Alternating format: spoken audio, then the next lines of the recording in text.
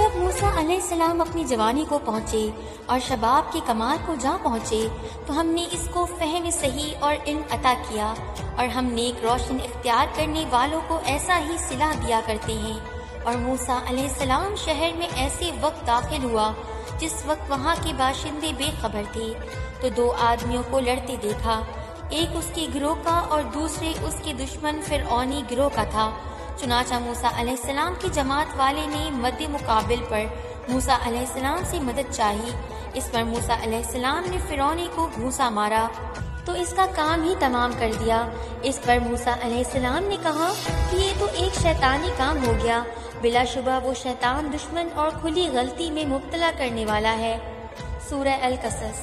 جب آپ 30 برس کے ہوئے تو ایک دن راستے پر جا رہے تھے، دیکھا کہ فرعون کے باورچی خانے کا دروغہ زبردستی ایک اسرائیلی کے سر پہ لکڑیوں کا کٹھلا لاد کر لے جانا چاہتا تھا، اور اسرائیلی نہ مانتا تھا، تپتی مصر تھا کہ اس کو بادشاہ کے باورچی خانے تک پہنچا دے۔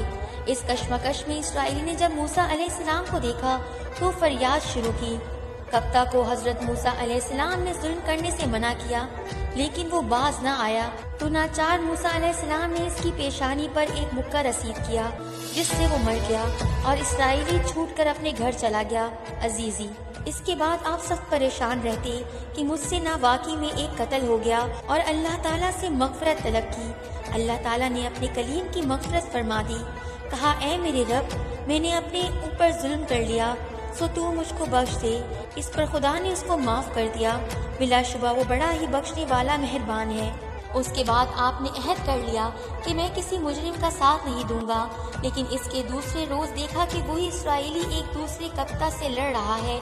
آپ نے پہلے تو اسرائیلی کو ڈانٹا، اِنَّکَ لَغَوِیٌّ مُبِینٌ، شک تو سرے بے راہ ہے، اور پھر چاہا کہ کپتا کو پکڑ لی، لیکن اسرائیلی سمجھا کہ آج میری باری ہے، تو کہہ اٹھا کہ موسیٰ جس طرح کل تم نے ایک کپتا کو قتل کر دیا تھا، آج مجھے مارنے کے در پہ ہو گیا ہے۔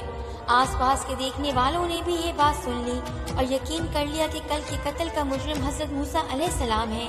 چنانچہ اس کپتا نے بھی اور جس نے یہ بات سنی تھی، سب نے فرعون کے دربار میں گواہی دے دی کہ کل کے واقعے کے مجرم حضرت موسیٰ علیہ السلام ہیں۔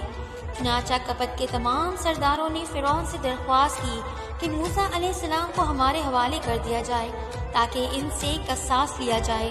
اس مجمع میں ایک شخص جو حضرت موسیٰ علیہ السلام کا محب اور خیر خواہ تھا، وہ شہر کے اس کنارے سے جہاں یہ مشہور ہو رہا تھا، حضرت موسیٰ علیہ السلام کے پاس دوڑتا ہوا آیا اور کہا اے موسیٰ علیہ السلام، اہل دربار آپ کے قتل کے متعلق مشورہ کر رہے ہیں، آپ یہاں سے جلدی چلے جائیں، میں آپ کی خیر خواہی کر رہا ہوں۔